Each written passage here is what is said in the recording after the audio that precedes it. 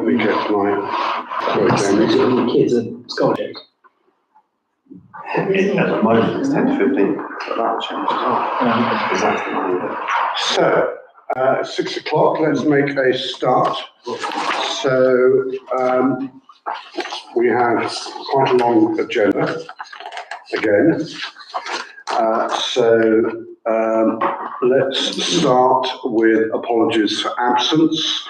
I saw there's an email from Councillor Ball. Everybody happy to accept those? Sorry? Councillor Fordham as well. Yeah, I didn't see that, but everybody happy to accept those apologies? Yep. Right, declarations of interest, receive and consider any declaration of interest on Section 50 of the Local Government Act 2000. One, to declare any disclosable pecuniary interests, and two, to declare any other interests, any interests under those two headings. No, in which case then let's move on to representations of interested parties, of which there are none. That takes us to minutes of the previous meeting, which was held on the 4th of February 2025. Are we happy to accept those minutes as a correct record, and you're happy for me to sign them off?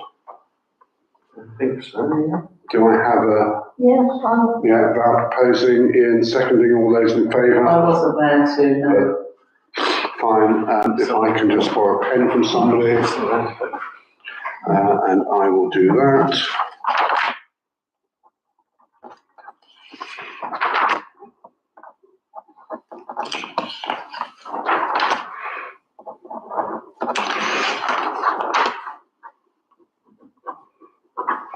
And it's the 4th of March today. Thank you very much. Have your pen back now. So, moving on to the next item, which are the various reports. The first one is to receive the I&E report. Let's just put that there. The I&E reports regarding properties and open spaces. We have indeed received it. It's part of our folder pack. Would anybody like to comment on that at all? No, in which then the next one is to receive the monthly property and open spaces update. Again, we have received those. They've been circulated with the papers for this meeting. Would anybody want to comment or raise any issues in relation to those? No, in which case we note them as both received. And then the next one, no, sorry? you don't need the pen. What? You don't need the pen for those two. No. And the next one is to receive the 3 to 5 year maintenance plan. Again, this has been circulated as part of our document. It's a hyperlink. I did say at the previous meeting that we should allocate some time going through this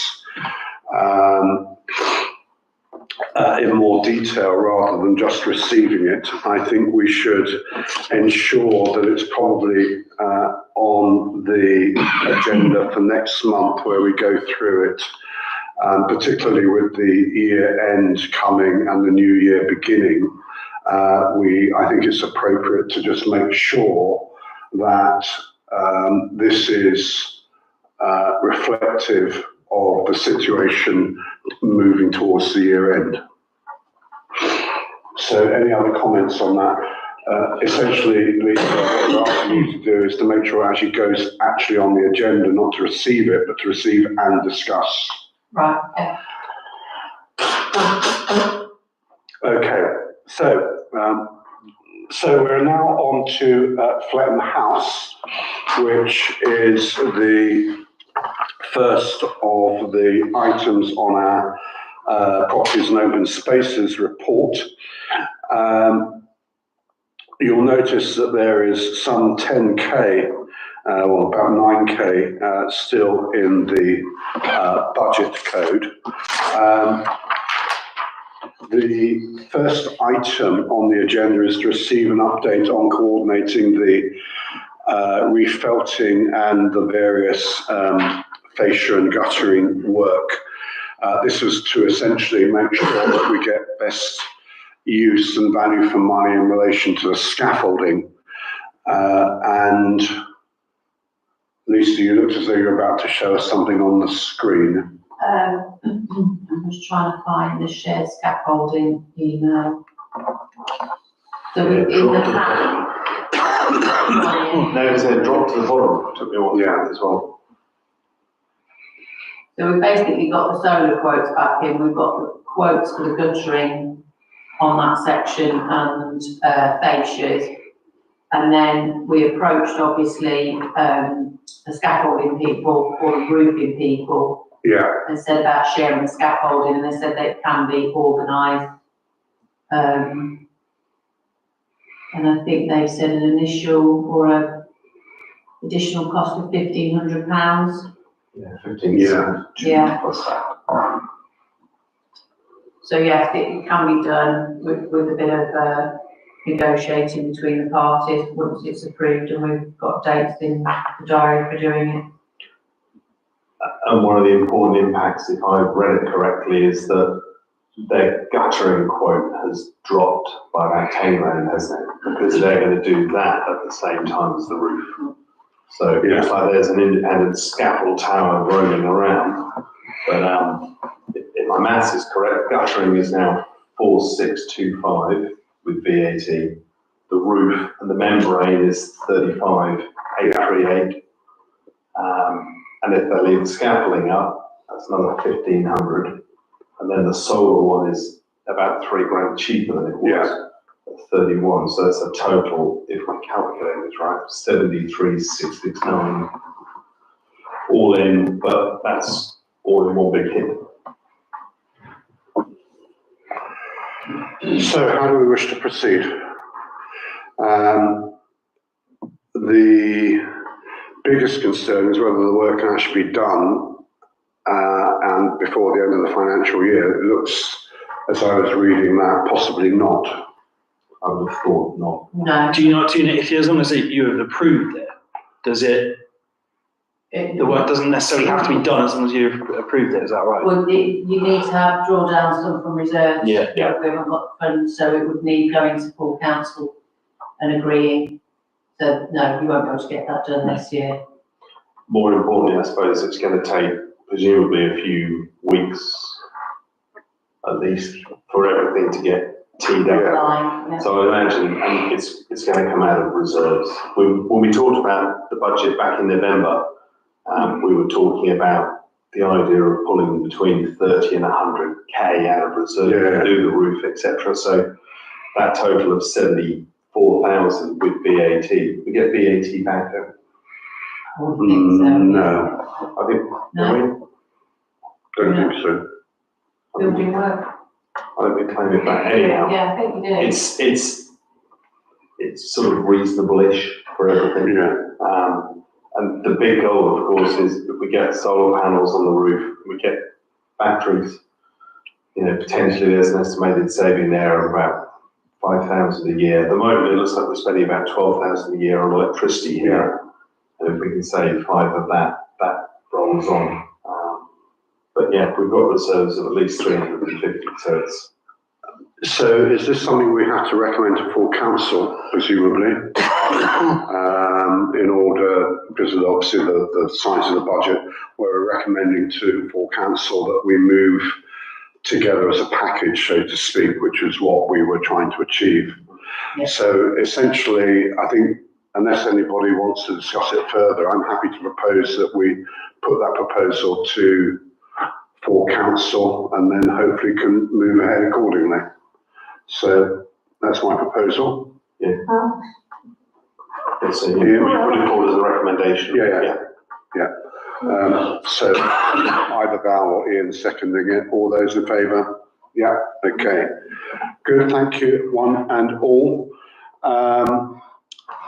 The next item on the agenda is the portable PAT test. Now, Jamie, I don't know if you want to say anything about this because you intervened at the last meeting and changed our minds about this to move for something slightly different. So we've got. Yeah, so I sent a picture to Lisa, and it's, I think, the first one of the two that are shown in the, so on the agenda. Yeah, first stop safety. That's what we've used. I am by no means in any way an electrician or anything like that. And if I can do it, anyone can do it. That's how I look at it. And that's what I used, and we use in the shop now. Yeah. It's very simple, very easy. So it's this one on the left, yeah. On the left, isn't it? Yeah. There's all sorts, I mean. There are, yeah. So, yeah, I was going to say there's the one that's £100 more that looks very similar to it. That one above there, Do you know which one you have in your recommendation? So that one has got a built-in memory, which I'm not quite sure why you would. £300 one. Yeah, I'm not quite sure why you would need that off the top of my head, and so we don't have that. You don't remember you had that. Well, has it indeed? Yeah. I like the word simple. Yeah, it really is. Yeah. Honestly, you plug something in, as long as you've done the checks correctly, you plug something in, you press a button, and it very quickly, within 5 seconds, tells you if it's a pass or a fail. In which case, can I propose that we go for Jamie's simple one? And do I have a second? Can I second it? Just because I indeed. might as well, thank you. And I think I've seen other hands, so Yes. we're all in favour of that. Thank you very much for that, Jamie. Ian? Two or three little addendums. I talked to the guy who works at school, whose entire job is pack testing. Yeah. That's all he does. He does walk through pack testing, yeah? And his thing is he uses something quite similar, but the really interesting thing is he's not a qualified electrician, and he is, and the magic words are, a competent person. So if we're going to do this ourselves, we just need to assess that someone is competent, and the health and safety executive have a very clear idea of what that is, and it's basically someone who knows that it's important and knows to use one of those. I propose to. Okay. Well, but in the emergency, if we're going to do it, we should at least say we're doing it. We've got a competent person, that's it. And that's the only phrase we need to use, apparently. Okay, good. Sorry, I managed to delete So we're mine. going for the big cheaper one, the 199. Yeah, the 199. Although you'll notice it goes up to 338, including VAT. Sorry, I've just lost the link to my to the files. Where's it gone? Where's it gone? Where's it gone? Where's it gone? Where's it gone? Diddly-diddly-dee. Sorry, I shut it down by mistake. I was overly here it is. Got it again. Overly enthusiastic.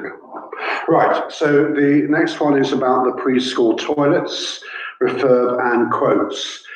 This is on the back after extended consultation to try and find out whether or not it would be used again as a preschool facility. That now seems not to be the case. So, again, I'm just trying to find the related there isn't a related document. No, I was waiting and hoping that they would just be able to amend their quotes quite quickly, but two of them haven't come back to me. One of them emailed today to say he needed to pay a site visit to do an amended quote, which is fair enough. So, yeah. So the next steps are waiting for the quotes, realistically. Yeah. Okay. In which case, then let's now move on to EM 24230 maintenance. Again, refer you to the open spaces report and properties report. The first item there is workshop, consider designs, quotes, new gates. Again, we've talked about gates for quite a long time. We really do now need to move on with this to make a recommendation for council. So, where are we on gates? We seem to have looked at so many gates. I've lost. Your chap that you asked me to. Yeah, we like those. Yeah, we like those ones, although I prefer this bow top one. it just looks a bit more substantial. He's told us that because of the weight, because if you remember, we were going to have an automatic gate, and then the chap said they didn't need it. He said because of the weight and the health and safety crush risk, it really does need a motor. It needs to be motorised. So he's included in that his quote, which is, that one's it? 18,700 or something. Yeah. That's that, and then obviously we'd have to have our electrician connect it up. Yeah, That's his quote for those gates that I've just shown you. Either the, and that's the one you just showed us, isn't it? yeah, Yeah. I think they were both the same price. Yeah. The Bow and the dipped one, whatever you call that. where's it gone now? Keep losing things. Yeah, so I mean, you also did like these, and I've just gone back to this chat. Because we actually did have an email from Mason House from the other side of the car park, basically asking us when we were removing the containers, which we've obviously gone back to and said they're housing our maintenance area now. Because basically she was saying about the Harris fencing not being very pleasant to look at, so we assured her that we were in the process of getting gates sorted out. Now, I didn't know whether you wanted to look into these ones further, because these ones will actually obscure more so And the they're containers. substantially cheaper, Yeah, like about 7-8 grand. Is this I'm trying to match up the quote with the pictures. but this one here. Is this A1 fencing? No. No, this is The other one is- NG fencing. He's put 7630, but that Oh, I was, can see, yes, RD with fence, that you can see it now, yeah. but then the fencing, I think, is it on here, was more like that, which we didn't want. So I've gone back to him and said, could we have a configuration where that's the gate on a roller, cantilever roller, but the infill, the static fencing is more to that design as well, so it all looks fairly uniform. So I'm just waiting for him to come back and say yes or no. He might say it can't be done, it might say it can be done.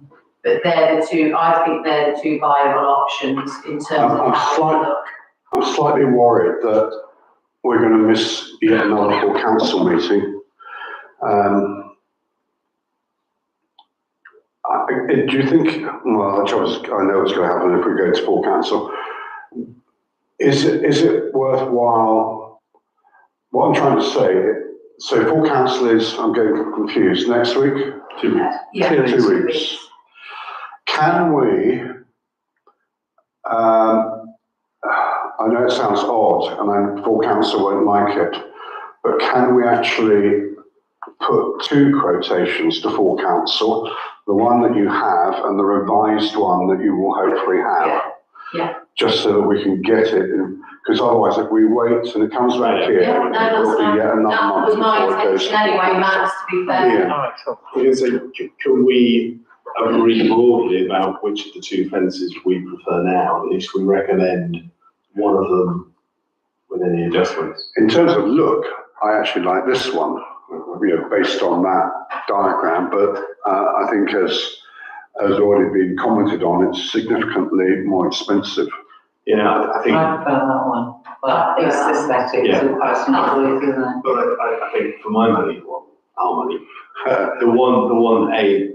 the brown one is cheaper. Yeah, But I think also in terms of security, not showing off what we've got Yeah, behind the I fence agree. as much, and more importantly, in terms of the aesthetic of not seeing the containers. The brown one with a closed off fence is probably a more attractive option, yeah, not I agree, as an item, but in terms of what it does. yeah. You mean this, the one that we were just looking at? Yeah, That, yeah. and there's obviously a price differential, but if we were to say that one there, with a locked off fencing came in at less than 10,000, that's still nearly half. And I think that's, so, okay, so I think we're kind of agreeing that we're going for this one, but we want the additional quote with the extra bits in it. Yeah, which makes me think if it's doable, it possibly will come up to what the other one is anyway. Because if you think the metal fencing, I assume will be cheaper than yeah, this. it then possibly won't be that much difference between the two. Who I agree knows? with Ian about the aesthetics, because Yeah, it's being but hidden, yeah, they're not Ian- attractive, are they? Ian's point is, you know, when you think about, well, why are we having a fence? It's got to do the job. Yeah. Is it security, is that the Yeah, reason? yeah. No, fair enough. So, what I'm proposing is that we put this fence and quote to full council together with what we hope will be the additional quote for the extra panels. Yeah, absolutely. So that's my proposal. Happy to second that. Somebody? Val? All those in favour? Yeah, thank you very much.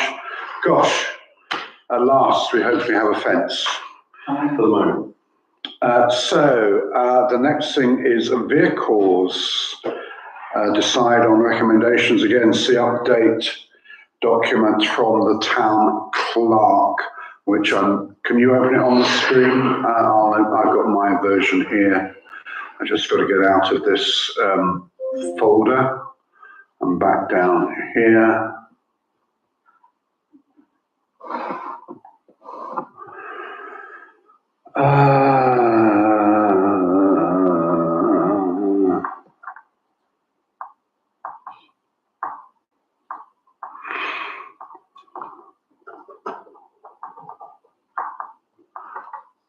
Right, thank you.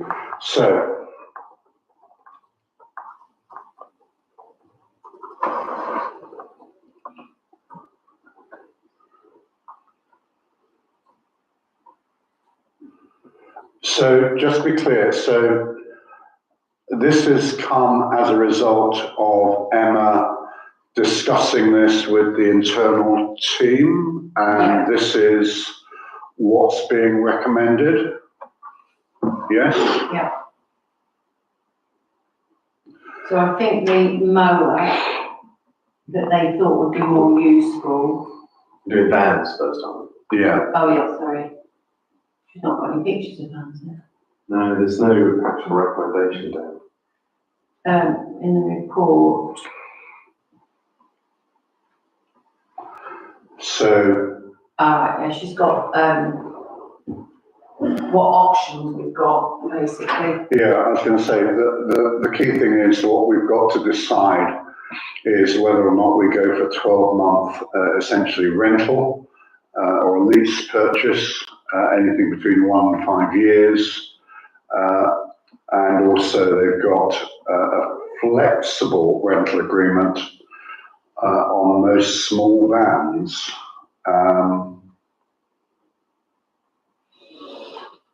This is on the van, first of all, and we'll come to the mower later on.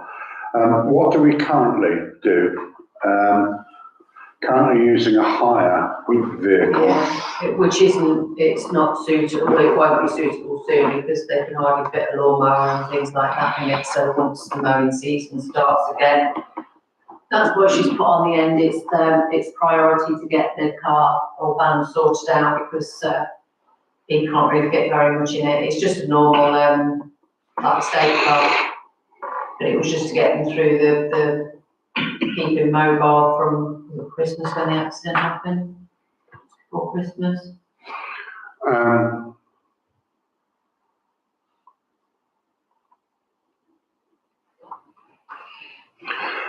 Presumably, if we're leasing it, do they update the model within the 36 or 60 month period? I don't know. Or do we If end you're up? leasing it, did you say? Well, one option there is a lease purchase, which 1 to 5 years, Yeah. 36 months, 431, 60 months, 400. So, and obviously that's 3 or 5 year options.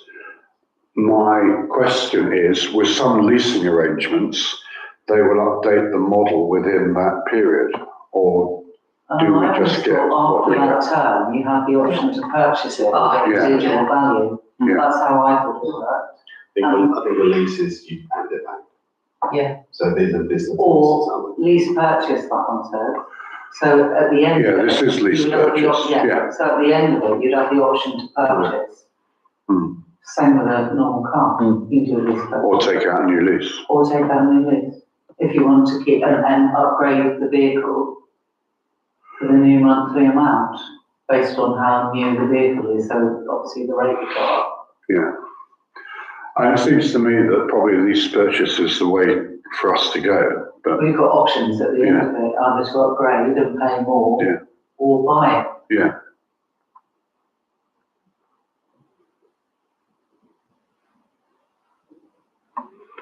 Right. That's right. Yeah. I've written some thoughts down, which I'll run through if that's okay, because it strikes me that the thing we've been talking about last year, and then when the vans go off the road, we've sort of been talking about, still aren't really being answered. This is how we buy something, but it's not really what we need.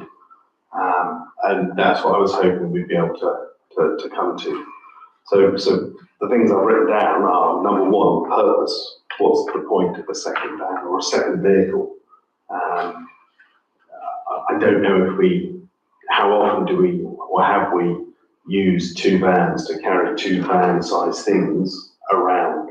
And that's what I thought the last couple of months we were asking for, like a rota, a register of what loads are being carried, how often they're being used. We know from the MOT that's just come through that the Ford Transit Connect it's only done 2,500 miles a year over the last 4 years on average. So it's not doing much mileage.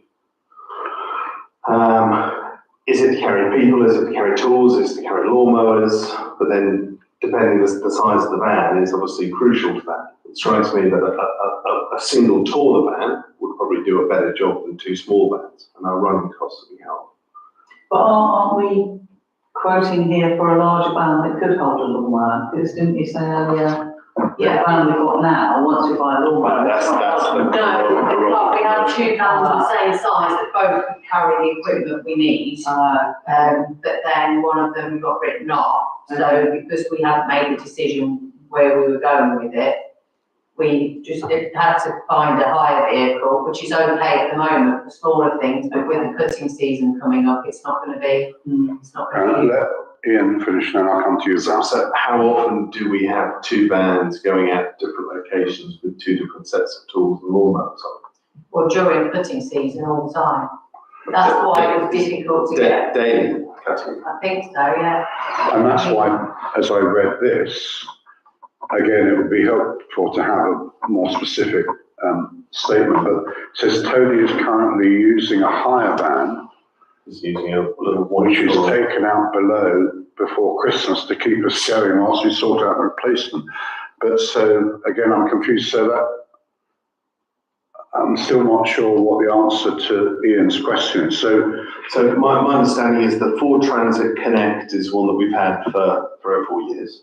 Yeah. And Tony's van was written off, and the Corolla Commercial, which is a lower height estate vehicle, was brought in. But I suppose the question is, why is it Tony's van or Robbie's van? Why isn't it just a van that gets used to move the mowing kit around the place? Yeah, well, I suppose it could be. It's just they've always had a van each, haven't they? So. And that comes back to the point that we raised last time, is that there are alternative ways to get things from A to B. I So, think Emma's viewpoint at the moment, though, is because the AF16 DPK is all right, it's running well, it's not costing us an awful lot of money. Why would we get rid of that one and then have to sort something out for two vehicles instead? I think her feeling was this one's running okay and doing okay, so really at the minute we're not looking at replacing two vehicles, we're just looking at replacing one. okay, but then if we are looking to replace the Toyota Corolla, is a large van the best one? And if so, does that mean that when the Transit Connect dies, we don't replace it? Could do. There are Yeah, because there's another size up, isn't there? There's the bigger one, which would be too big, but then there's a one that's in between that one. Well, standard traffic Yeah. size. So, But then the next question is petrol or electric? If we're generating our own electricity, Yeah. electricity seems a lot more sensible, but that's not considered. The other point is one of the vehicles that I know I talked about is a multi-role vehicle, and the Avant was one that was talked about. But I've been driving the schools, one of their multi-roles around for the last couple of months, and the ability to use a vehicle that's roadworthy and could carry a lawnmower or a set of tools to the QVH, but could also, for example, cut hedges itself, or could be used to clean the marketplace, and we could lease at times, just for the mowing season, for example. That feels a smarter option moving forward. 2 roadworthy vehicles, but at least one of them is multi-purpose, and one of them is a bigger van than we have at the moment. That seems a strategic view. Right, Dan, so you're waiting very patiently. Well, I'm just wondering why we don't have a van and a decent trailer. I know that there's an argument for both men having a van, so they could be in different places at the same time. Or, rather than one having to drop the other off somewhere. But on the other hand, a good van and a good trailer might be better. Yeah, I mean, they say there, if we only have one van, I think this could cause some problems and increase the time it takes to carry out routine maintenance work. But again, I'd kind of like a bit of evidence and some kind of... Yeah, I remember Ian said about what you said about filling in a timesheet, essentially. What happened with that? Do we know? well, we didn't think it was worth doing it, because currently, at the moment, in these last few months, it wouldn't reflect what normally happens in the summer months. So essentially, to get a proper picture of how often it's used and where it's used and what journeys are made, you'd have to do an entire year, really, of a survey to get a proper picture of what they use it for and how often. Okay. Something else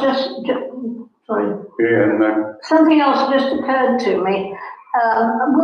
Will we be likely to be taking on more work for the men? I mean, because we've got council estates, housing estates, beg his pardon, going up, and we have this thing about little bits of land all over the place that we don't even know if they're ours or not, but we seem to take. Well, we're not taking on, the council agreed some time ago not to take on any more play areas, didn't they? So we definitely won't be doing that. Right, so there isn't really. So any of the new estates that provide, like I think somebody said last week. The money's going in other places, Yeah. isn't it? I think we've already said no. So that's not a threat then. So I'm going to try my best to summarise. I think one of the biggest problems is that we were making a proposal that actually started with the mower, if I remember rightly, and the town clerk, in a sense, correctly intervened and said, well, that's fine, but you need to seek the views of the people who are going to use it. Now we've got into this mower and van issue. The recommendation that seems to be coming from the internal team is that, well, let's start with that. Right, so the one positive is that we have a Forward Transit Connect, and it's got 18,000 miles on the clock, and that should service us for quite some while. So that's a taken. We've got one van. They seem to be making a very clear statement that they need an additional van. And in particular, if you read the paragraph at the bottom, they're saying that when we get onto the mower, if we're getting the mower that we want, it's not going to go into the existing van, or for that matter, the hire van. So we've got to get a replacement, and it's got to be bigger than the Transit Connect. Okay, thus far?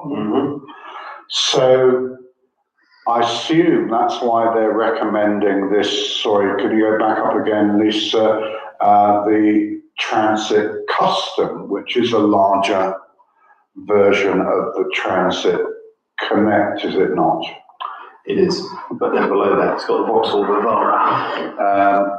Yeah. And then there's this Vauxhall Vivora. So what I don't know, and this goes back to Ian's question, is that those will take, are these big enough for the lawnmower? I mean, I have no Those idea. will take a 1 ton pallet. So A what? A 1 ton pallet. So Right. that- And then it would take 2 of them, and it would also presumably take about 4 or 5 feet of height. Whereas the Connect will take at least one ton pallet, maybe 2, but it won't take any height. Now, in terms of having a taller van, for us being able to move stuff to the Christmas market and road barriers, that seems very smart. And that's the That's Vauxhall. either the Transit Custom L1 or the Vauxhall Vivaro L1. But I don't know if we're looking at high roof models, long wheelbase models. No. Again, it's really not very clear. Are they electric? Are they diesel? Are they petrol? Etc. Because we don't seem to be giving any other options other than that. That's what it looks like. So, in order to try and reach a step forward, I think what we are asking for is for more details about leasing the Vivora, if that's the right pronunciation, but in terms of fuel model size. Well, yeah, but I think also going back a stage is actually an explanation of what the van is going to be used for and why we therefore. Well, indeed, because that's the whole point. We're being asked to choose an option when it's not clear what the purpose is. And I don't think we've always had to, and they drive one each, are good enough, particularly with pressure on budgets and all that sort of stuff. So what we're asking, and I'll just repeat this so you get it down, Lisa. We acknowledge the need for a second van, but we would like to understand the purpose to which the second, or purposes to which the second van will be put, so that we can decide on the size, model, and No, the fuel. fuel combination. Yeah.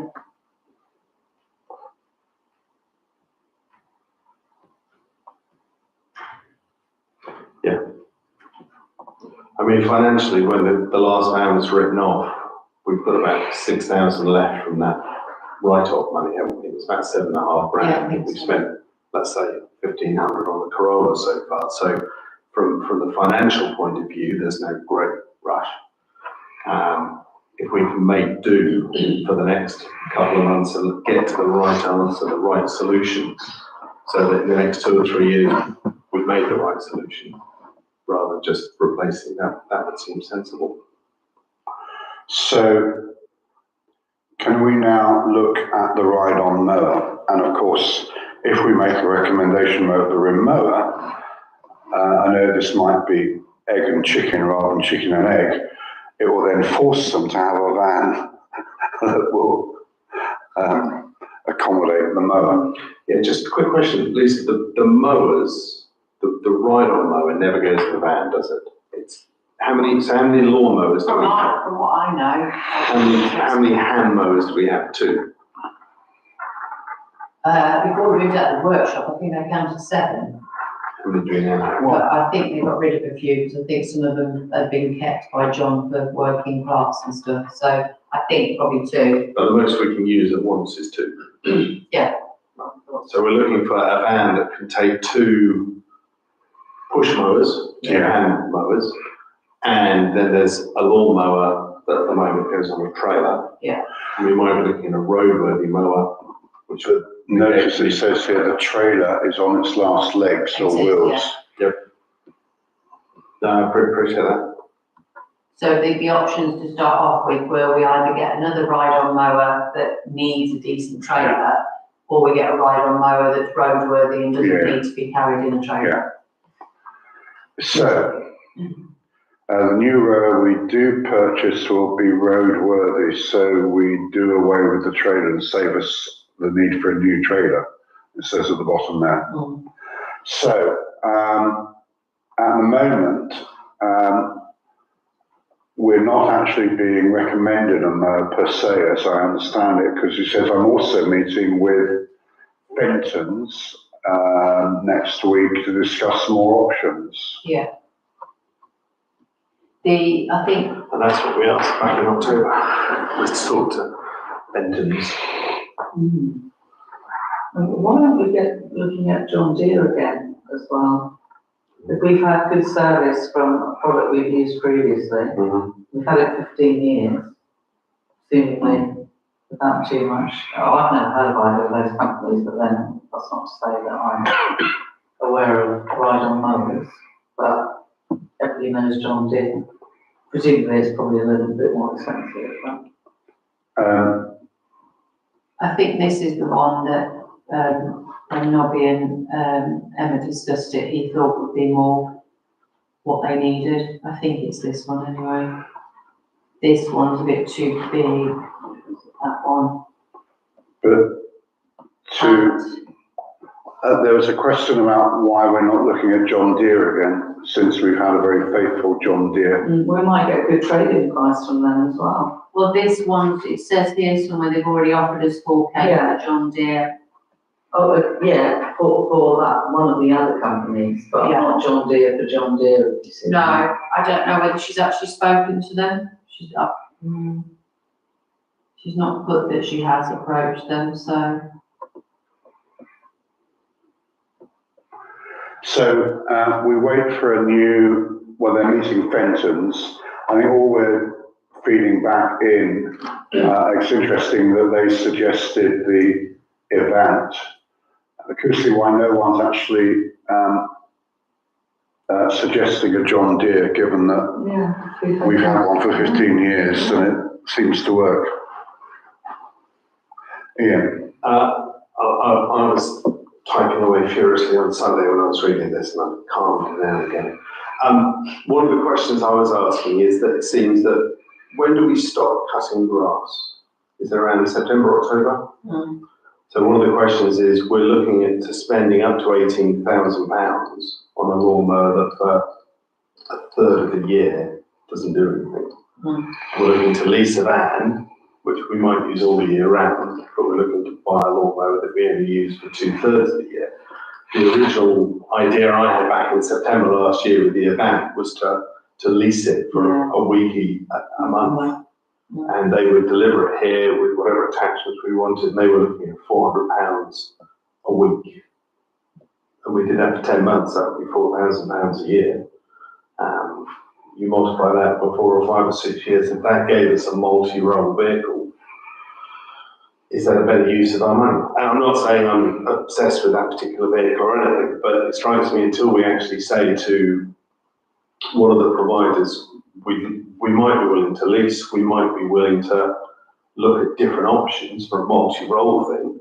Here's all the things we need to do. We need to cut flatten field now. We need to get lawn mowing capacity down to the rec, so it needs to be roadworthy. Can it be used as a vehicle in its own right, which a lot of them can? You know, there's a sweet spot, I'm sure, between getting these two vehicles right. But it strikes me that at the moment we're just looking to replace like with like, which feels a wasted opportunity as much as anything. What do people think about that? A lot. I think there's a lot. A lot to be said for it. Yeah.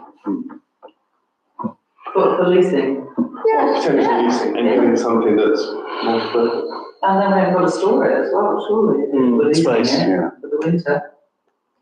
So it seems that certainly with Fenton's and maybe Eurometh and John Deere and everyone else saying, what's your most flexible, best solution to all the things we need? Yeah. Because So can we could solve a lot of problems. Can we put that on the shopping list?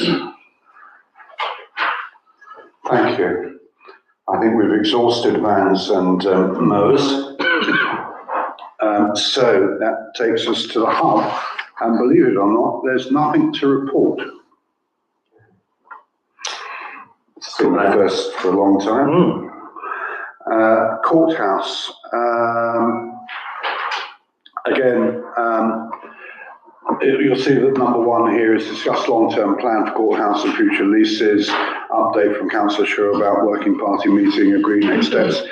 There simply is no update from me. I'm trying to put together a dossier of documents. I spoke to Lisa about it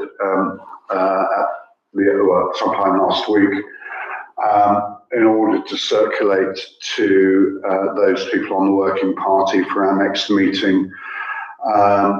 I will have advanced that more this week. That's it. That's my report. There is no next steps at the moment, but we want to, again, make sure that recommendations will go essentially to the early new council, effectively. So I mean, that's our deadline, is to get it into an early meeting post May the 1st. Mm-hmm. The next thing is discuss alternative action. Roofing constructor, still not confirmed date to investigate the chimney. David Marriott has now done another drone survey, which gives a clearer picture. Lisa, can you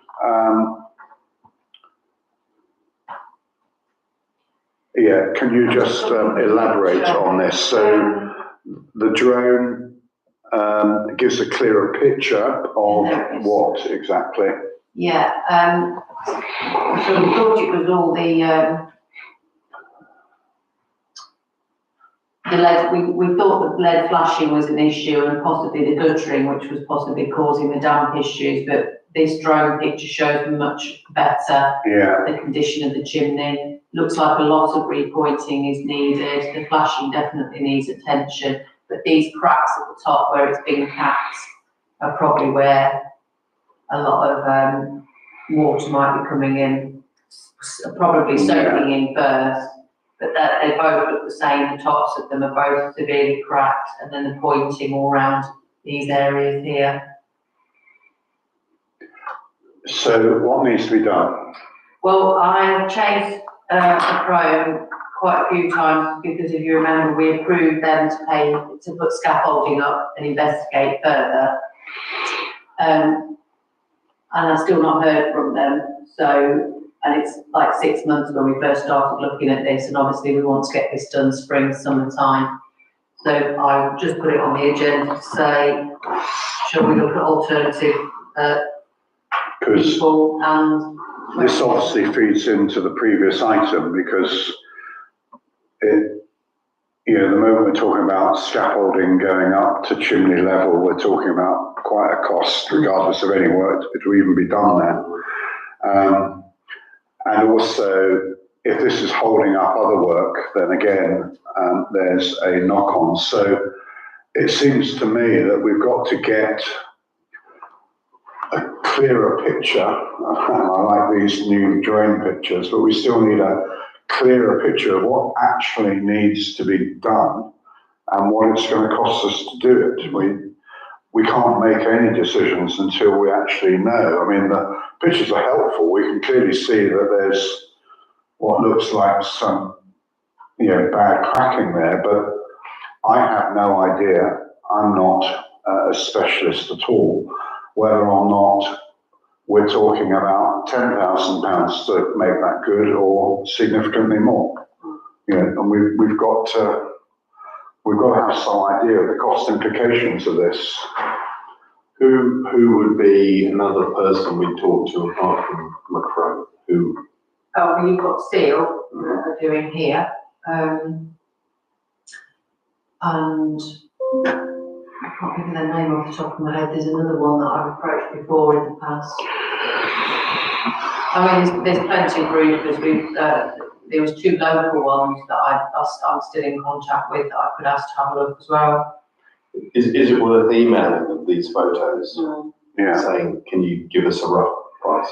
yeah. Because if they're keen for the work and they come back to us and we like them, then that's Yeah. sensible. The drone can't drop little balls of concrete or cement. Unfortunately, well, I mean, Well, yeah. probably will Yeah. at some point, yeah. Just to give us a temporary solution. So, I mean, all I put it on here for was, are you happy for me to, start looking for other people to Yeah. cover it? Because, Well, essentially what we're saying to you is exactly that, and as Ian has suggested, maybe showing the photographs might expedite the situation. Because otherwise, we can't make any recommendations to anybody without knowing the financial Yeah. extent of the problem. okay, Although it's not here specifically, but in relation to something that you and I discussed when I last saw you, Lisa, yeah. does this prohibit sorting out the damp in the office? Because you said that you don't think that's coming from the chimney anyway. No, and I think, in summer, it'll be dry anyway, so there's no reason why we can't go ahead and fix the issues that we've got in there, as in replastering, redecorating, putting new carpet down. So can we go ahead and sort that out? I mean, It's we've on the had, list, it's on the list to be done. sorry, watch list. The maintenance list, Oh, okay, yeah. right. I thought you meant one of our lists or maybe. No, okay, It's on that's there, fine. it's already on there, it's been on there for a while, No, fine. Good, in which case then car parks, 233s, again, see the update report. The first thing is to approve the quote for the wall repairs. I'm just going to log myself back in again. We've seen this before, haven't we? yeah, it was just never Yeah. approved. 2880, or 24 plus that. And this is the wall that goes across to in front of the drill hall, Yeah, isn't all the way it? across, yeah. And we can use that budget that Ian highlighted, the, what was it called, the car park contingency. Yep. And so we've got budget for it. So are we happy with that? I mean, we've talked about it before. It is, well, just to make it bigger, with VAT 2880. I'm happy to propose that we do that. So Ian's proposing it, I'm happy to second it. Yeah. All those in favour? Thank you very much, let's move on with that one then. The second one is discuss update on hedge trimming. This is in East Road car park and agree suggested plan and next step. Again, I thought we discussed this at the last meeting, if not an earlier meeting, and agreed that it needed to be done. Yeah. So I thought we'd already agreed that. I think what had happened though is we sort of agreed that it would be done in-house. But then when I spoke to Emma, she said that the community payback usually do it, so she was going to contact them. They were happy to do it, but they couldn't do it until around about now. And there's no guarantee they'll turn up at the weekend when they're supposed to. If they've not got any supervisors, then it has to be cancelled. The other concern that Emma and I had is because we are coming up to nesting season, we weren't convinced that they take that much care in, you know, watching what was happening. So what we thought was possibly if we get the tree surgeon to give it a light cut now, because he was actually very careful when he was doing some trees in the churchyard. He found that there were some nesting birds, so he left it and then came back to it another time. And then get him to give it a really good cut in September, and then from there on in, between September and nesting season, again, maintenance, keep on top of it. That's what the suggestion was going to be. And what are the cost implications of this? I haven't found out yet from him, because I need you to approve that that's how you want to go about. Although Ian has taken some pictures Yeah, and says quite a lot of the work could be done with secateurs and Yeah, yeah. I went So, down. Ian, do you want to Yeah, I intervene at this stage? don't know how well these will show to everyone else, but I went down on Saturday evening. That's most of what's along the edge nearest the Yeah. Oudle MOT centre. Yeah, So it's nearly all brambles. I know. And you think, I started hacking away with a pair of secateurs and it's fine. Yeah, it's really not that difficult. A lot of the stuff that's on the ground, I think you could pick that up with a shovel in about an hour and just, yeah, here's all the pictures. Yeah. So is that something for Robbie and? yeah, I mean, I reckon I could do it in about an hour. Yeah. So, if we just go back to two photos, again, that fence line on the back there is the MOT, and that's just leaf, dirt and grass and stuff, and just pick that up. It's tree search. Mm. And it just strikes me that we've been asking for this to be done for a good few months now, and it's not being done. And now for us to say, let's go and get a tree surgeon in at some expense is, you know, we've had the headlines in the local paper this week, highest place in council tax in the county, and now Oundle again. And it feels like we've sort of spat money away. And if I can kind of add to that, I mean, we are meant to be maintaining it, and it hasn't been maintained. I mean, that's essentially, That's the corner you can drive in. it's been allowed to just completely get out. Yeah.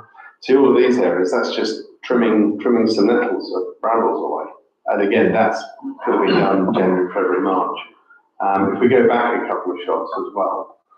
I mean, again, this is why I raised it recently, because if you go back to the old picture, no, sorry, the other way then. That one. I took almost an identical picture to that about 6 weeks ago, and that's why I raised it here, saying this is just not acceptable. It's not being maintained. And then that's the rubbish bag I picked up. And I picked up lots and lots of rubbish off the floor, including these receipts from September. And there's quite a few of them there. It's entirely possible that someone threw them out in the last few days.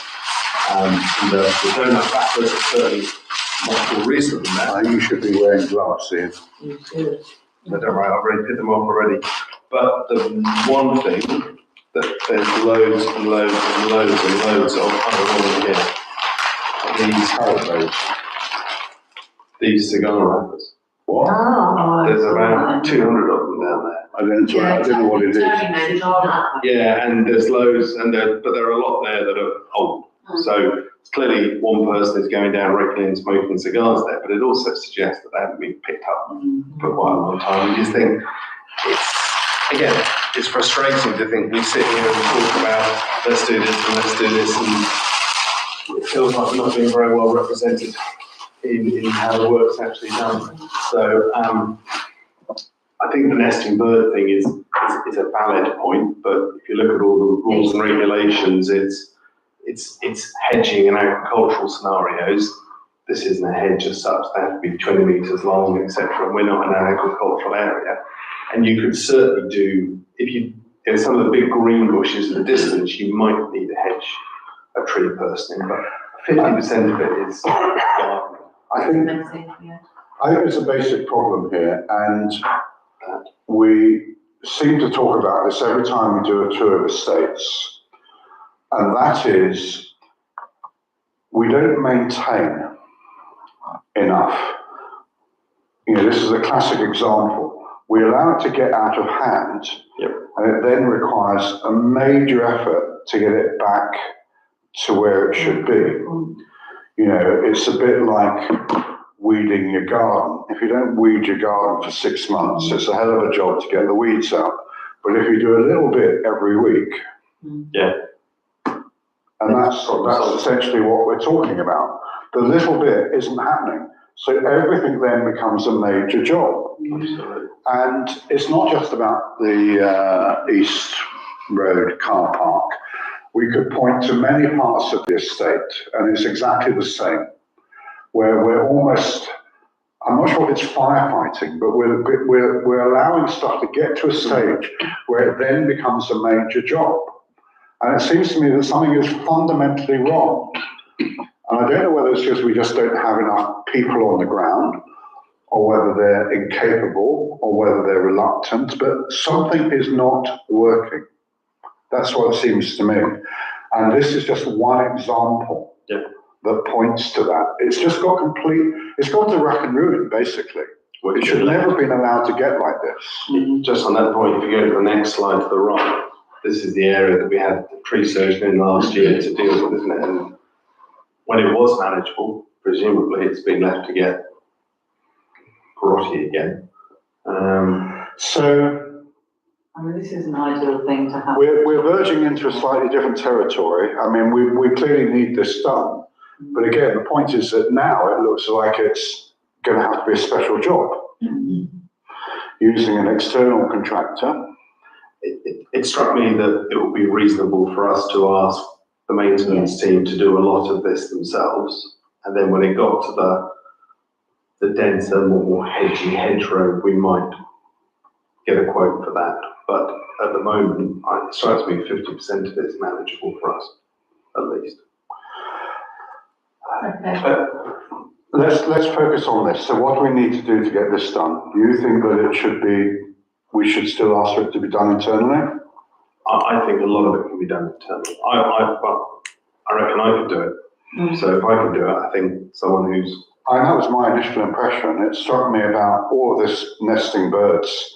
It's not even that. I mean, you just simply go along with a hedge trimmer. I mean, the point is, birds are not less nesting in the 3 feet of stuff sticking out into the road. There is a definition of disturbing nesting birds, apparently, having looked at it again. And it seems to be that as soon as a bird lays its first twig, then its nest, if it's disturbed and flies away. So I shouldn't disturb it because there might be a nest in it. You might be changing their breeding for the year. So, but again, there's no definite definition of when the nesting season starts, apparently. So it could be that we've got March to do this, and it could be that if we look in the hedge and there's no nesting birds in there, we could hedge trim it quite easily. And then we can get on top of it September, October. But I think we can do quite a lot. Val, again, has been waiting patiently with her hand up. Well, I'm just going back to historically, we're not responsible for all the hedgerows in our town. No, we're not at all. Because a lot of it is actually, should be done by, when we had the East Northants Council, there's a type of road, a definition of the road as to who owns which sort of road and who is responsible for which sort of road. And a lot of the things you're grumbling about, strictly speaking, I don't think are ours to do. I disagree with you. I understand the distinction you're making, but I completely agree with it. I'm talking about when, I, for the first time as chair, this year walked around I went on every estate tour, and I'm only talking about our estate. And, there are numerous things which are our responsibility, and we've let them get out of hand. And in particular, the road that East Road car park comes off isn't adopted. So, and I think part of our lease arrangement is that we at least trim the car park side of the hedge in this particular instance. Yeah, I don't know how sure, I agree, 100% more if it were possible to be more than 100%.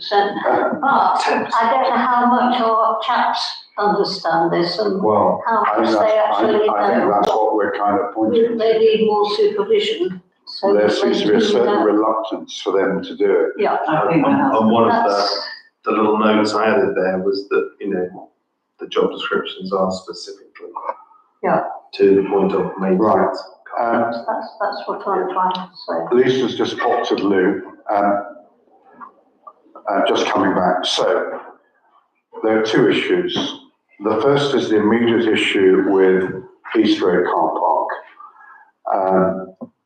I think what we're hearing from Councillor Clark and others is that we would request that the estates team go and do as much as they can do.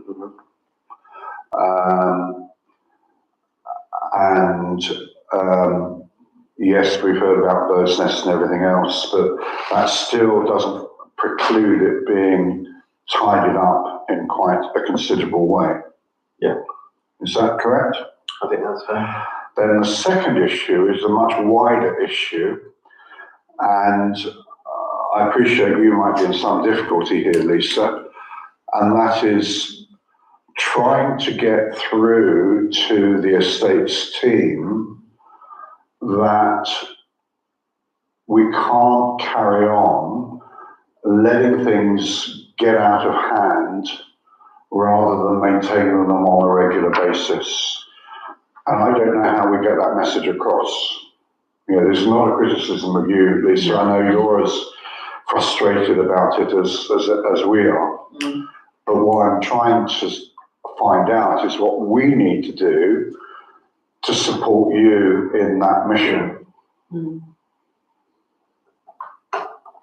Well, you said what you want to happen, so that is what they'll be told is going to happen. It is a performance management issue, really.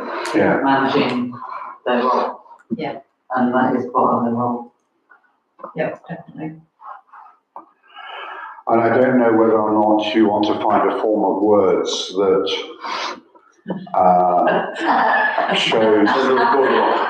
shows our concern and the fact that we do feel that this problem needs to be addressed.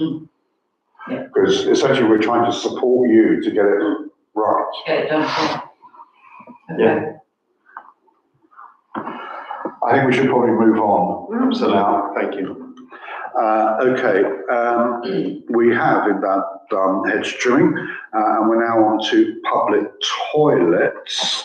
It says look at the plan, and we've still got replace all pipe work and budget for new auto hand dryer. I thought the hand dryer had all been done. That's the gents, Yeah, the ladies is still yeah. working, so Okay. that's one of those things that's kind of on a wish list. It's not urgent at the moment, Yeah. but we've just put it there. When it goes, it goes. Yeah. No. So we can pass over that then Yeah. and move on to open spaces. The first of which is the Rugby to receive new land registry documents, giving OTC title absolute. Well, you've seen them in your packs. Only took us 7 years to do Yeah, it, but. precisely. We have received them, and I think we should note our appreciation for those. Does anybody want to comment? Otherwise, I'll move on. I was going to ask two questions. I'm sure on one of the emails or something, you talked about a yellow. Yeah, the road, they wouldn't give us, they wouldn't include it in the land registry document, the access road.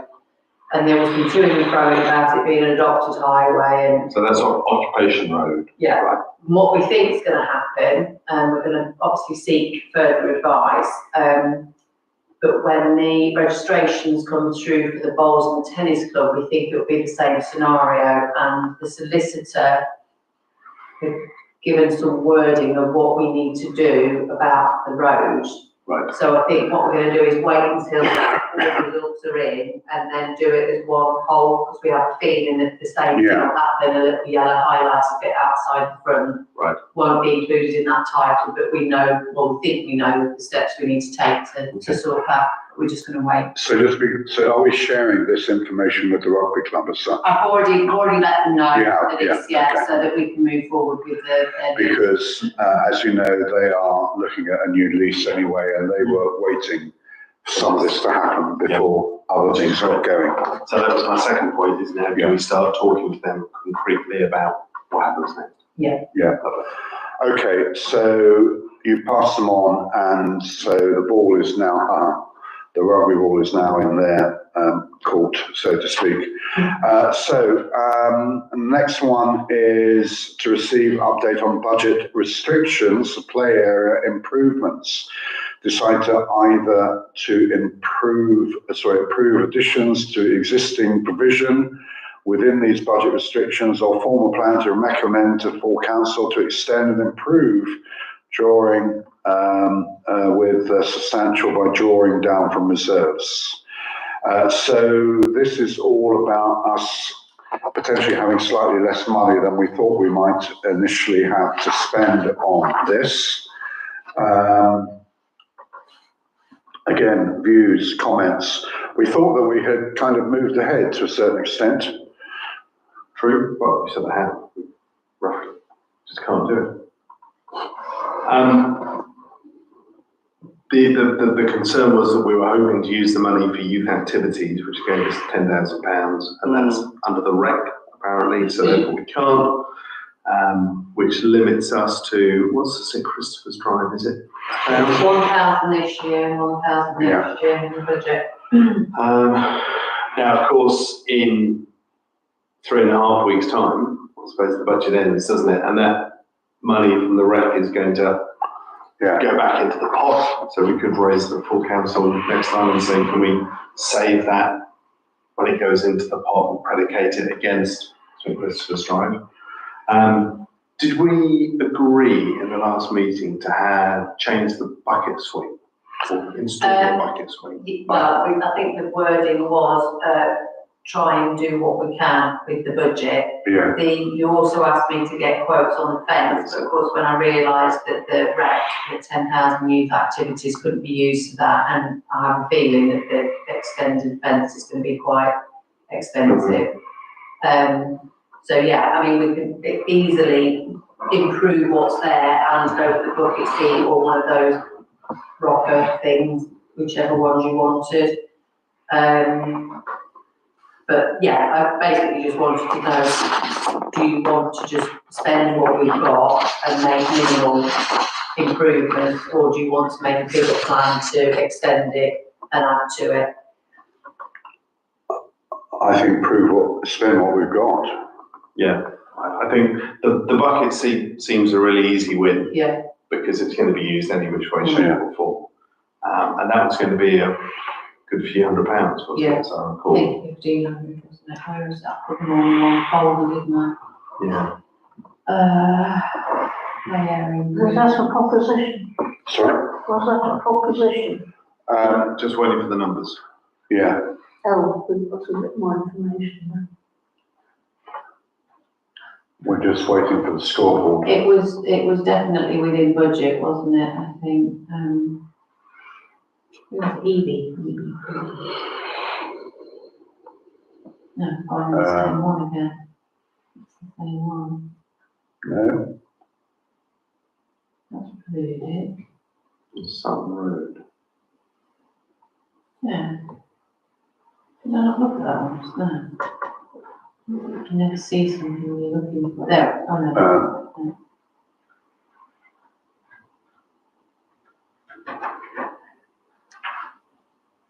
I think it came as an early quote that wasn't on one of these. I know the first one she sent me, she missed it off completely because it was this lady that, wasn't included, definitely not. No, it's not that. It should be on that one, shouldn't it? Something That's what we just looked at. what you said, did he think? 446. 1, 2.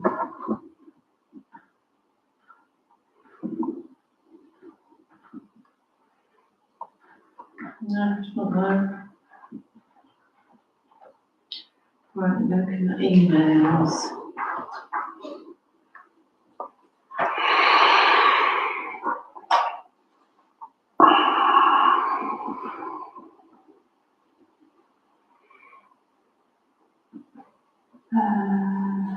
Sharing.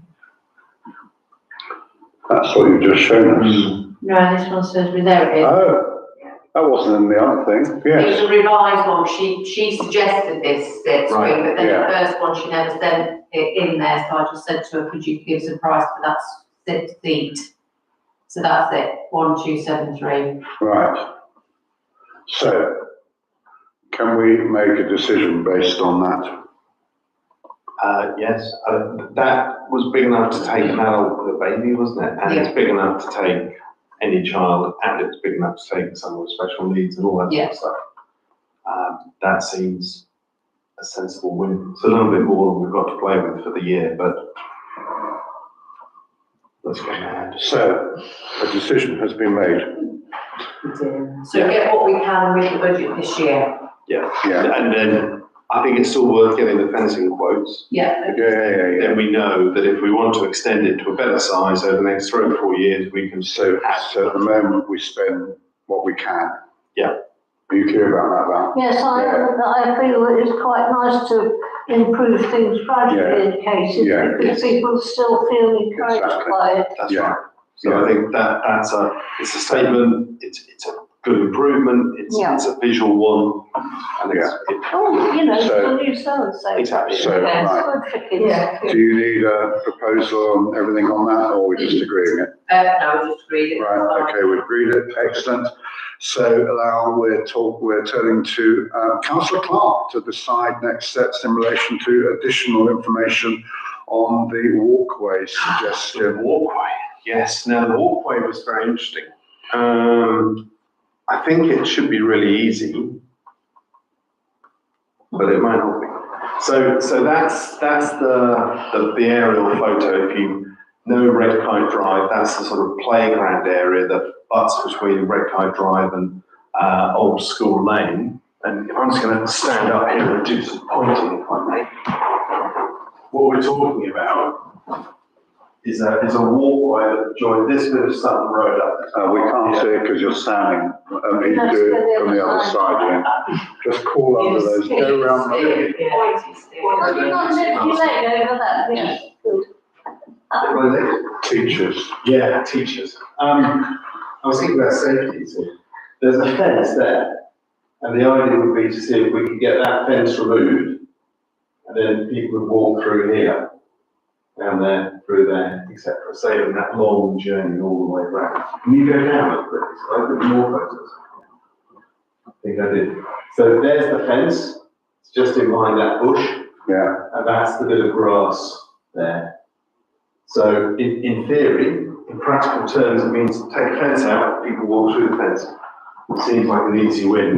Obviously, it's not that simple because of who owns what. yeah, And if you just scroll up a little bit there, that's the view from the fence. yeah, that's going, so the path would lead that way. Correct. Yeah, So if you just go up a little bit, Lisa, to the bottom paragraphs there, the issues might be that the land along the fence might well be a ransom strip, yeah, in effect, that Reynolds Land, who suggested in 2022 from that letter we saw from the local resident who's done a lot of work on our behalf here and he's really keen to help out locally, would be, we could say, we'd like to buy that, and they'd say, you're very welcome to buy that. What price they want for that, who knows?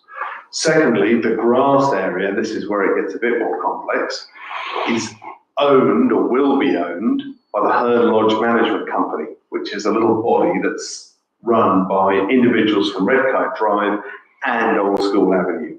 It was set up by the homeowners.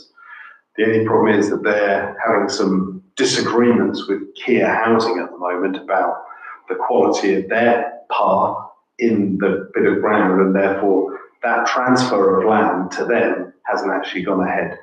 So at the moment, the path would technically be on land that's owned by Kia, but it's going to be transferred. So you've now got layers of complexity. We need to talk to all the residents around, and would we need NNC's permission to link to their footpath on Sutton Road? All of those complications, of course, relate to the fact that we may not be able to afford the ransom strip, and other people may not want us to do it anyhow. right, But my recommendation at the bottom there is that we engage with the Herne Lodge Management Company and see if people do want it, and we start putting feelers out to Reynolds Land to see what sort of figure they might entertain, just as an idea. So again, I'm kind of conscious of time, so I'm going to move this forward. I think that it's a very interesting idea. To a certain extent, it's just simply not up to us for all the reasons that you mentioned there. I think the starting point would be, as you rightly say, to engage with HLMC and encourage them to hold an open meeting, possibly with residents, where the town council could also be represented, suggesting that if they wanted to do this, they might wish to apply for a grant to help it to happen. But I think the doing has got to come from HLMC, which I think is kind of what you're implying. I think so. I think the only thing that they probably couldn't do would be the Reynolds land purchase. But they could purchase it from them. It would make more sense if they purchased it, would it not? It might do. We don't want to own a little bit of land in the middle of... Well, it would literally be probably a meter. Yeah. Okay. So that's what I'm proposing, is that we encourage HMLC to have a meeting about this. Ian, do you want to relay that back to them? Are you in touch with them? Yeah, absolutely. I'm happy to do that. Are we happy for Ian to do that? Yeah. In which case, let's move on. Thank you, Ian. So we're now on to the third and final page of the agenda. Discuss recreation path. Again, we've looked at this before. We talked about a path, essentially. Yeah, it's a slug-looking thing. Pink slug. The path is not actually the slug-looking thing, but the red thing. The path The slug is oozing. Yeah. So the magic number here is that by the end of March, really, we really need to have the 9 fruit trees that I've got sitting in a pot in my front drive in the ground. So what I was hoping would be, we mentioned at the full council last time, the general agreement with nodding, lots of nodding, and would it be okay for me to, over the next couple of weeks, find some time and mark out where those 9 trees would go, put them in the ground, and ideally see if the government and or school will be willing to come and rotivate some of the land around it so that we could then get some wild meadow sown in. And then we can worry about the path as and when. The idea being that it just gives us a direction towards that, effectively that crossroads over near the playground. I thought we'd kind of almost agreed that. I know, we asked for it to go to full council last time, it did. Yeah. Just coming back saying, you okay with me to dig some holes? Yeah. Good. Lovely. Okay. Tasteful. Thank you very much. Glenfield, pathway, consider advice and quotes. This is the pathway from Glatthorne Road into the field. Can we look at the quotes, please, Lisa? There's still just the one.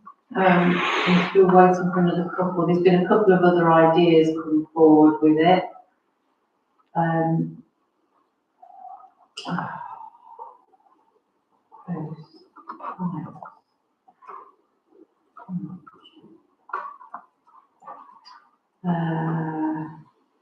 That was the one to dig it all out and hardcore it and then gravel it.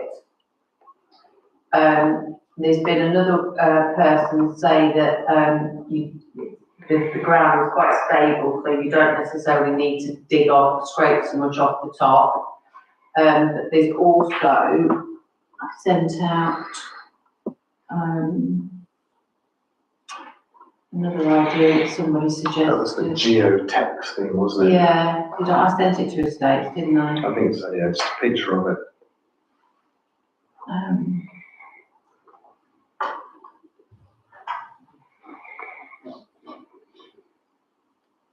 I can't find things. I don't know why I didn't put it in the pack.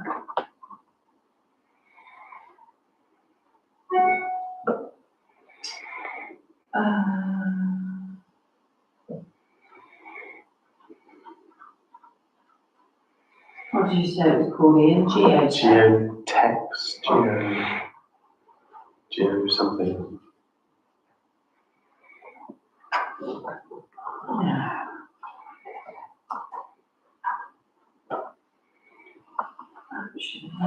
There it is.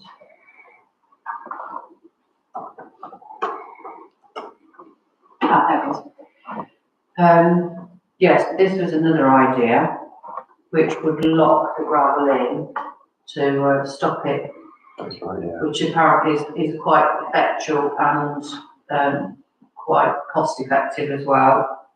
So that was another idea. And then I think you said as well, Matt, you were going to look at some ideas that you'd seen in Cambridge. My concern about that is what happens at the edges. I mean, I know this has got grass next to it. Is there some kind of edging strip? Yeah, I think you have to put some sort of, And you dig it down. yeah, when you dig it down.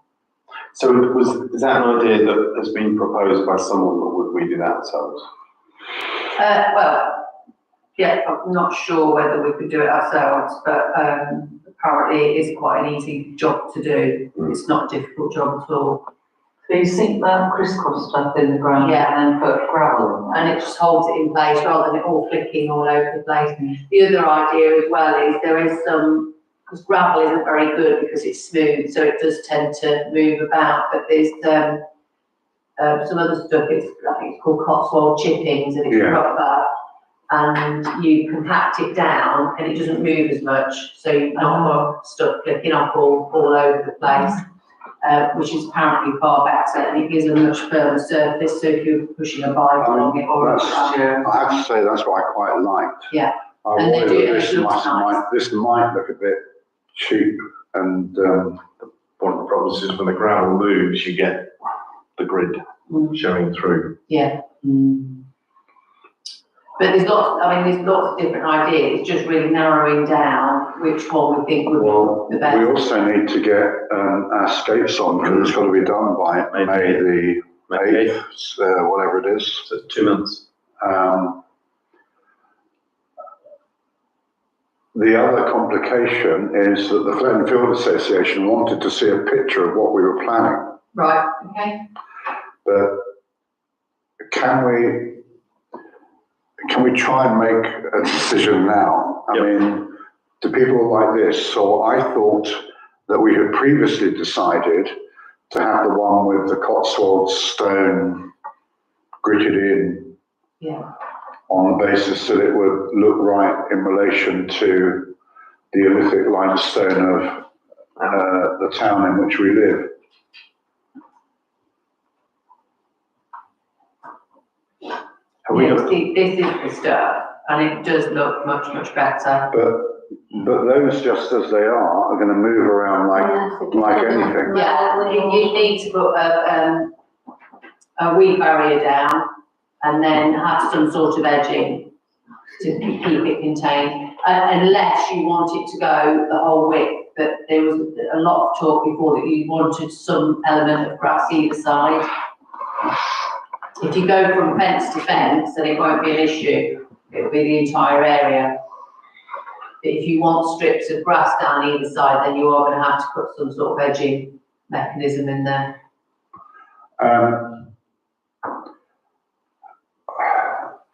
The way that I've seen paths with this stone done is that the paths are effectively sunken a bit, so you have grass either side, but you have a very clear border. Yeah. The stones can't get into the grass because they're at a different level, but do you see what I'm...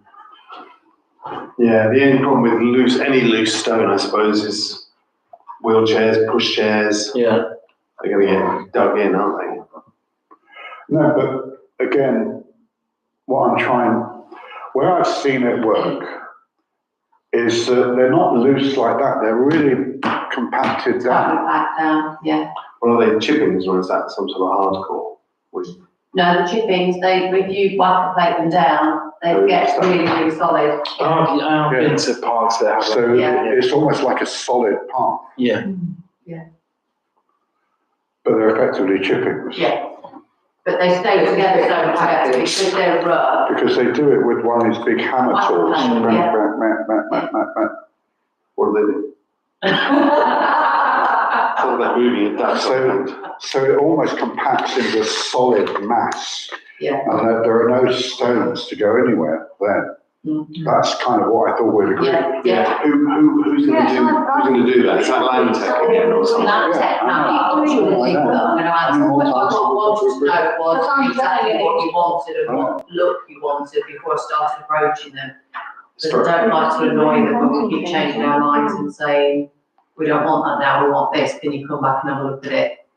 So I thought if we get a firm idea of what we want, I mean, it would look nice with strips of grass either side, because then we could plant some wildflowers as well. So that whole section as you walk up would look quite nice, but. That makes it even more difficult to look after. Sorry, but we've got to be practical as well. But can we not just simply agree that we want a path that's going to be in keeping with the surrounding buildings, Yeah. i.e. a kind of Cotswoldy kind of limestoney thing? We don't want loose gravel all over the place. I mean, the spec is quite clear, I would have thought. Oh, yeah, And we've got that one quote there for 5/6 plus VAT. yeah. Sorry, which quote are you talking about The here? one that's in the pack The one that, from February the 3rd. yeah, but I don't know what that's I don't know what that is It looks quoting like for. it's hardcore base with tarmac topping.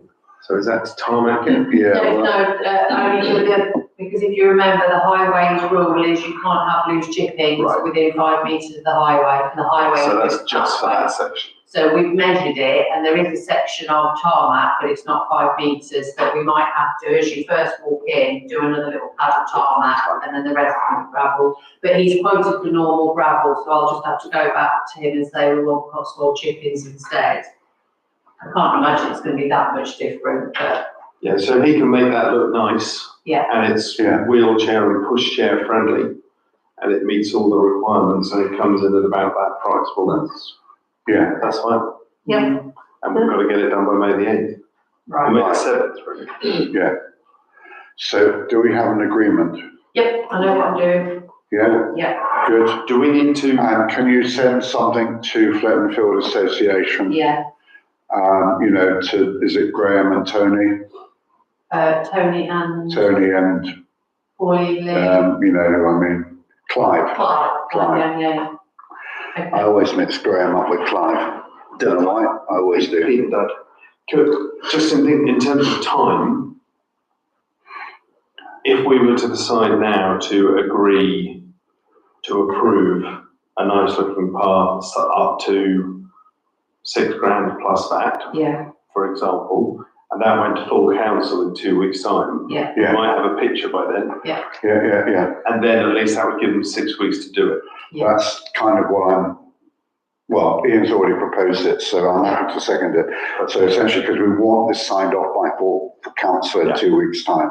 Yeah. We can't go another month. Correct. Okay. Yeah, good. Vote on that, We we'll, must agree to. Well, Ian proposed it, I second it, all those in favour? Yeah, good, let's move on.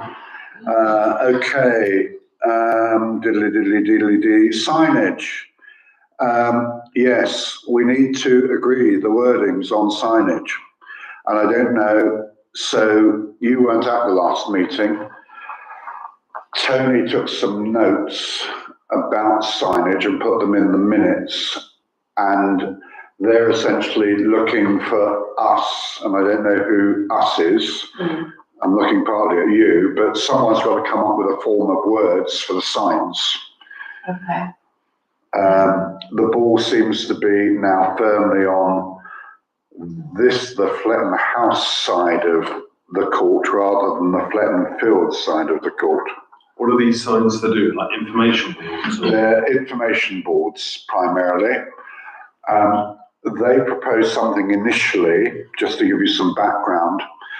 And the trouble is, it looked incredibly negative. It was like, you can't do this, you can't do that, you can't do this, which is needed. But what I pointed out, and it will be in the notes that Tony made at the last Fletton Field Association meeting with us, is that our preference is to have something like, welcome to this wonderful field. This is a community field, enjoy it. You know, it has been made available due to the kind sponsorship of blah, blah, blah, blah. So some positive things, but also, by the way, you can't have a bonfire. By the way, you can't pitch it in overnight. By the way, so it's got to give some notices, but also it's got to give some information too, and it's got to be positive and welcoming, without just a list of negativity. Do you see what I mean? Yep. But the question is, who's going to write it?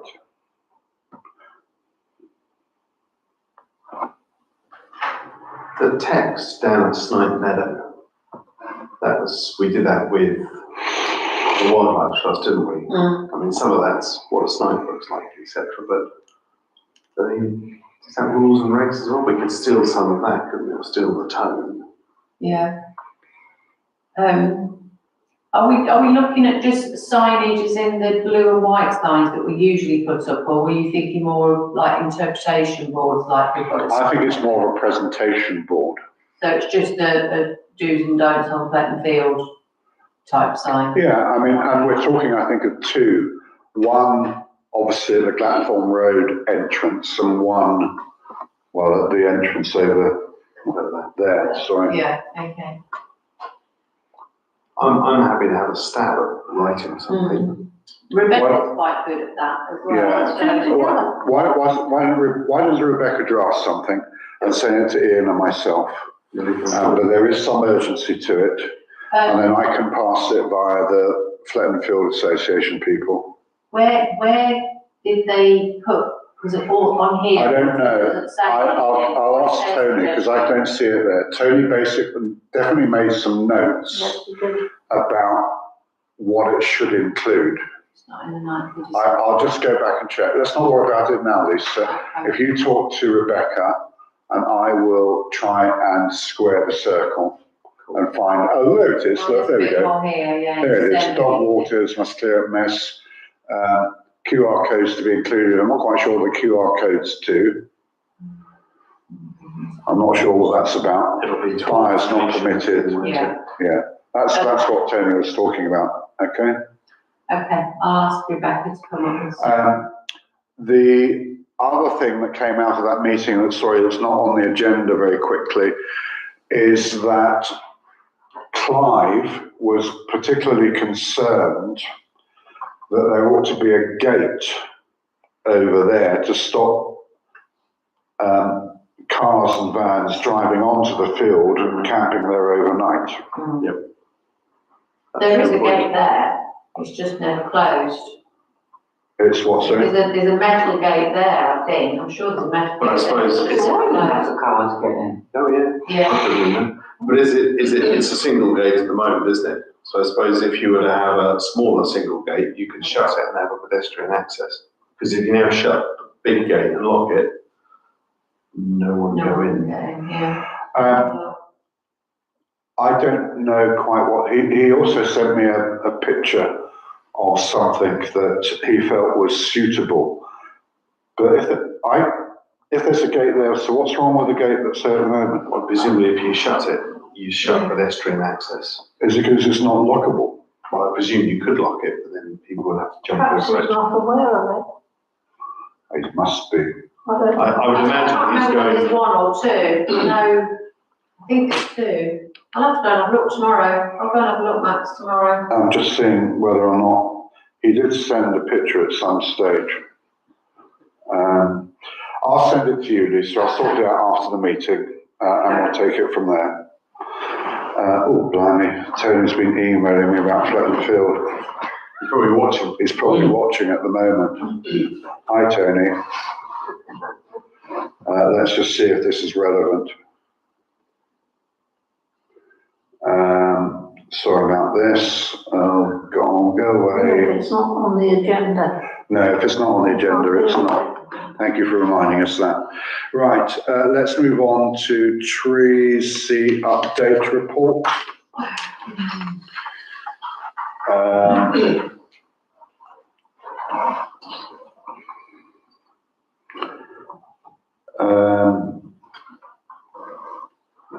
That's all done, Rocking Hill. Yeah, I'm not sure there's anything here that needs us to be done, is there? No, No, We received some more. yeah.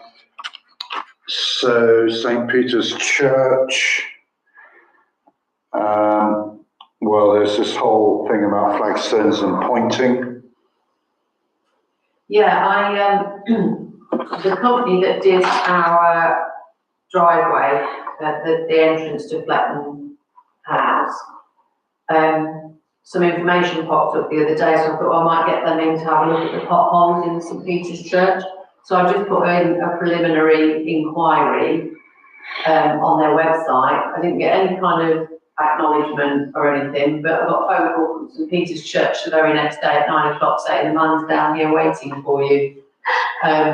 So I couldn't go down there, and apparently he couldn't wait because he'd come all the way from Yorkshire. So I have got a quote, but it's for about £5,000 because apparently he said to them all, yeah, no, that all needs replaced and that all needs digging up. So I'm going to carry on looking into it. I've kind of disregarded that one, just purely because of them not telling me they were coming and coming quickly and then not waiting for any kind of feedback. So, but yes, I've started obtaining quotes for hopefully filling the potholes. Just one thing, did you see, I sent you and Max a video about a man using cold fill? Holes, yeah, that's apparently what John used to do anyway with the holes that were here and various other holes. It lasts to a certain point, I think, but. I thought, is it worth, it's about £15 a bag. And if you, next time you walk past the Great Hall, if you walk up on the road in front of the Great Hall, there's a guy who's just done all of it with a tamp. Yeah. And he spent a day doing it. He reckons it'll last 5 or 10 years.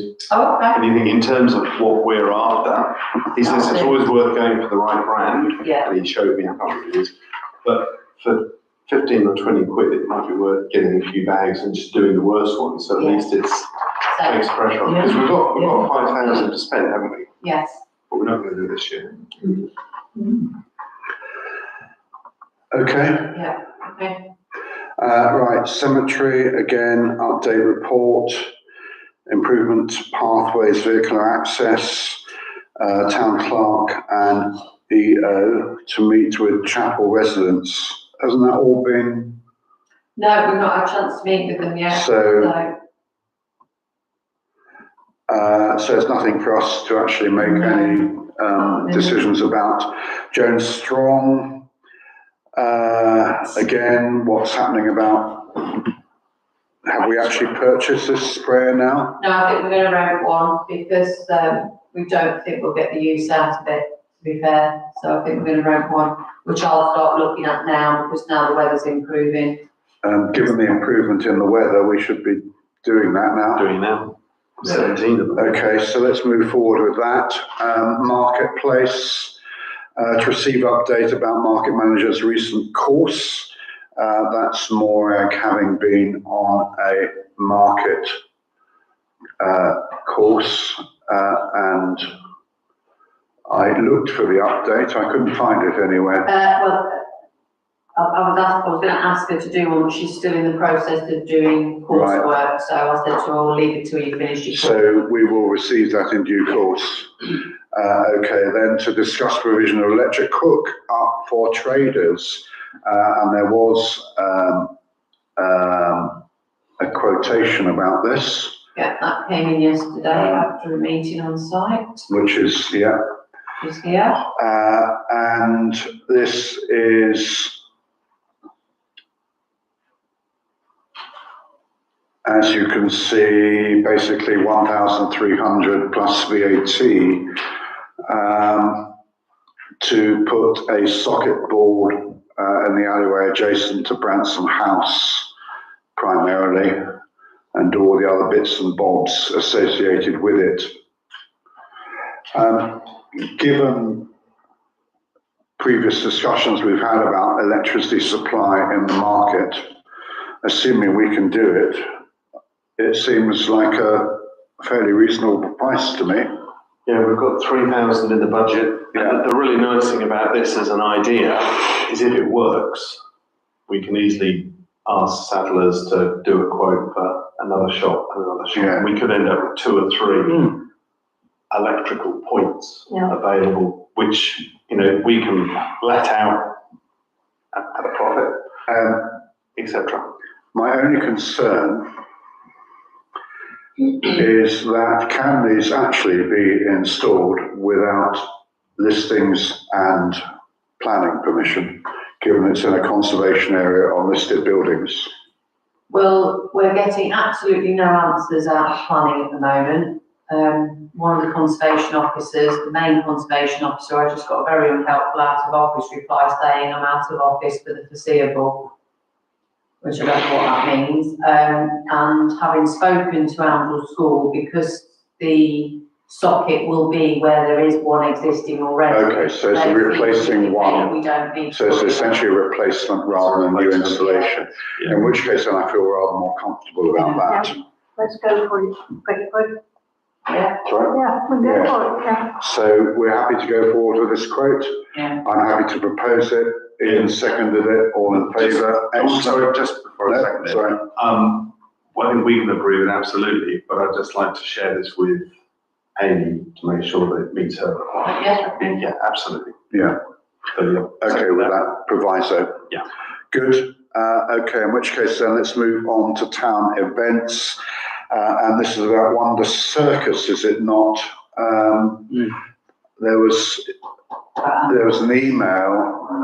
Is that what you want us to discuss? Well, I think it's been sold, because I was not under the impression they used animals at all, so I was quite surprised when I got this email. Yeah. And it did concern me, so I thought I need to let you know and get your feedback. It's subsequently come back and she said that they don't bring any animals to Oundle, so it's not an issue we have to worry ourselves about anyway. Right. So where are we with that? You're going to. Yeah, it's fine. I've just gone back to them and said on that basis it's fine, because I assumed Okay. that most people would have an issue with any kind of animals being used with it. Do we need to write back to the letter writer and just say? Yeah. I've already done it. Yeah. So that's essentially all action. We don't need to talk about that. Nothing to report on environmental and flood issues. Street lights. Okay. And again, I'm not sure there's anything to report on that, is there? No. Town CCTV likewise. Energy and EV charging points. Update, if any. Well, dealing with the second one first, solar installation is all going to depend on the other thing that we discussed earlier on, but EV chargers. Everything hinges on our potential change of contract in May, but at the moment, that's it. So nothing. So again, that will stay on the agenda for the time being. So the next thing is other general maintenance issues, of which I believe, well, we've talked about guttering and stuff. I don't think there's anything else to discuss there, in which case then we're on to any other business. I'll go around the table. Lita, Ian? No, I was just going to mention parking outside the church is still an Again. issue, but yeah, there were 4 cars yesterday and I saw a woman trying to get a pram through, but yeah, you're having a meeting over it. Yeah, the admin chap was off sick and said he was going to contact us when he was back, but I will chase them. Thank you. No. I'll come back to me in a minute, Val. Well, just really a comment that we've had the Literature Festival, Kid Lit Festival this week. And we've been in through, I don't know what the circumstances were particularly, but we've been using the Victoria Hall. Yeah. And we've had the most amazingly wonderful feedback from all the teachers and people who've come to talk because they see it as being a lovely venue. Well, we should know that.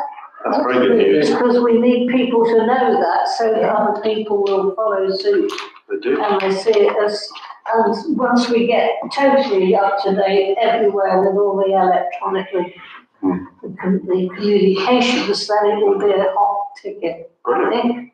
Excellent, very good news. Well, thank you. In which case, then I do have a couple of other items of AOB. I'll try and do them very quickly.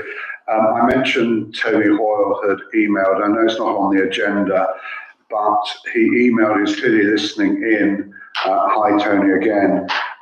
Tony used to be a civil engineer, and he's essentially kind of offering his help with you, Lisa, getting quotes. I don't want to read it out. You'll see the email. He's saying there's a simple solution to the path, but maybe communicate with him directly. Yeah. And I'm sure he can advise around what we're planning to do. So that was the first thing. The second is that I noticed some signs have gone up, certainly in the drill hall car park, to do with regulations, which is great. And I've had certain people saying that it's really good to actually know what the terms of usage are. The flip side of that is that it does look a bit amateurish. What I mean by that is that, in case you haven't seen it, it's essentially a very piece of A3 paper, I guess, laminated. It's moving around on what it's stuck to. It just doesn't look very professional. And I really do wonder whether or not we can get a slightly more professional looking sign put up there. And I realise that these may have been put up there on a temporary basis, but it just doesn't give the right, it gives the message, but not the right message about the town council. They were an important step forward, weren't they? Because the idea was there was a lot of sting to draw. They've gone up, we've had relatively positive feedback, the sting hasn't been there, so now we can. But I think on that, what I'm trying to say is that they've served their purpose, but what we now need to do is get a proper professional looking sign. Is it worth when we replace them, moving them to, for example, this car park and just gradually start rolling them out? Yeah. So all our car parks are coming. I mean, the signage that I've shown you before that's out blue and white, they're quite good substantial signs and they're relatively inexpensive. And these ones are particularly flimsy. I don't know if anybody's seen them. I said that's what my worry was when I said to Ian. I said if we just do laminated ones, we'll be replacing them every 2 weeks because as soon as it rains or gets windy. But we can definitely go ahead with the more rigid signs. Yeah. So points taken. In which case then I will declare the meeting closed at 7:55, or actually maybe 54. Well done. Nice. Very good. Yeah.